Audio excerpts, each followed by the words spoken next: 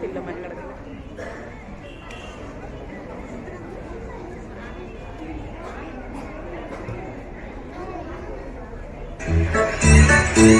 രാമൻകുട്ടി ഒരു കർഷകനായിരുന്നു. അവിവാഹിതനായ രാമൻകുട്ടി തന്റെ മക്കളെ സ്നേഹിക്കുന്നതിലേറെ മരങ്ങളെ സ്നേഹിച്ചു. പെട്ടെന്നാണ് രാമൻകുട്ടി ആ കാഴ്ച കണ്ടത്. വഴിയിൽ ഒരു ജാതി മരം വീണ് കിടക്കുന്നു. രാമൻകുട്ടി ഒട്ടും അമാന്തിച്ചില്ല. ആ മരം പൊക്കാൻ ശ്രമിച്ചു.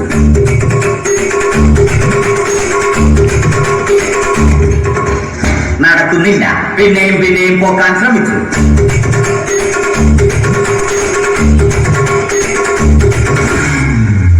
നടക്കുന്നില്ല. രാമൻകുട്ടി വഴിയെ പോയവരെ എല്ലാവരെയും സഹായത്തിന് വിളിച്ചു.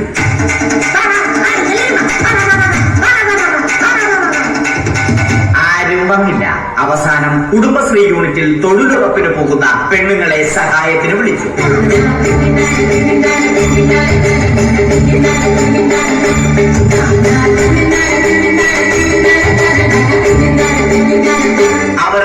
അവർ അവരുടെ സ്ഥിരം പണി തുടങ്ങി. അത് കണ്ട ദേഷ്യം വന്ന രാമൻകുട്ടി മരത്തെ ഒറ്റയ്ക്ക് പിടിച്ചു പോക്കി.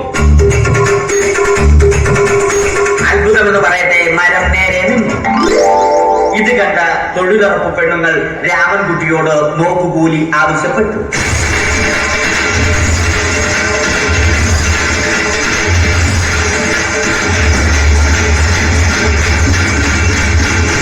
പോക്കറ്റില്ലാത്ത ബനിയൻ ധരിച്ച രാമൻകുട്ടിയുടെ പോക്കറ്റ് വരെ കീറിയിട്ടാണ് പെണ്ണുങ്ങൾ പോയത്.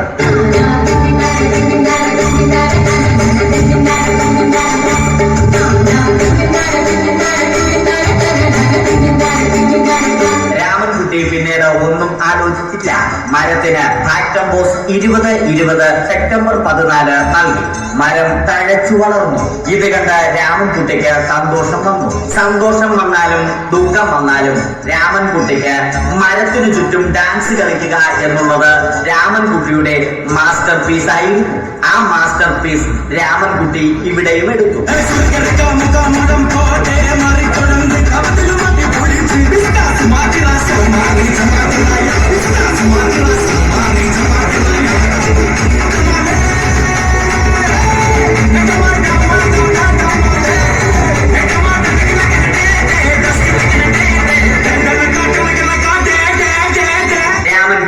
ദൈവത്തോടായി പ്രാർത്ഥിച്ചു. നിങ്ങൾ എനിക്ക് ആയുസ്സും ആരോഗ്യവും തരൂ. ഞാൻ മരങ്ങളെ സംരക്ഷിച്ചു കൊള്ളാം. കാരണം മരം ഒരു വരമാണ്. അവന്റെ പ്രാർത്ഥന ദൈവം കേട്ടു. ആ മാവിൽ നിന്നും വീണ തേങ്ങ രാമൻകുട്ടി മോങ്ങാതെ ഇരുന്നു തിന്നു. അപ്പോഴാണ് രാമൻകുട്ടി മറ്റൊരു കാഴ്ച കണ്ടത്. രാഘവൻ വരുന്നു.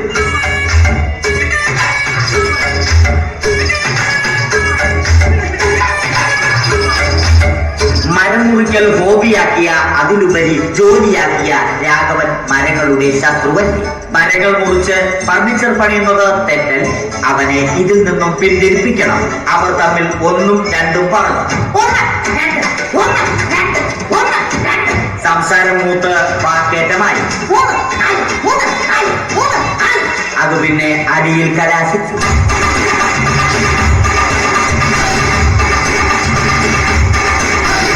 നല്ല മനസ്സിന് ഉടമയായ രാമൻകുട്ടി കംപ്ലീറ്റ് അടിയും വാരിക്കൂട്ടി. ഒടുവിൽ രാമൻകുട്ടി സർവ്വധൈര്യവും സംഭരിച്ച് രാഘവനോടായി അലറി. മനസ്സലിഞ്ഞ രാഘവൻ രാമൻകുട്ടിയെ അരികിൽ വിളിച്ചു. കൈവാക്കിന് കിട്ടിയ രാമൻകുട്ടിയെ രാഘവൻ ഒട്ടിയാക്കി മരത്തിലൊട്ടിച്ചു.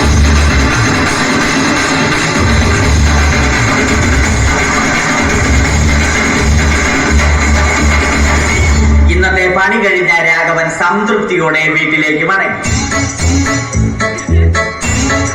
തനിക്ക് തല്ല് കിട്ടിയാലും മരത്തെ രക്ഷിക്കാൻ പറ്റിയ സന്തോഷത്താൽ രാമൻകുട്ടി മരത്തെ കെട്ടിപ്പിടിച്ച് പൊട്ടി കരഞ്ഞു.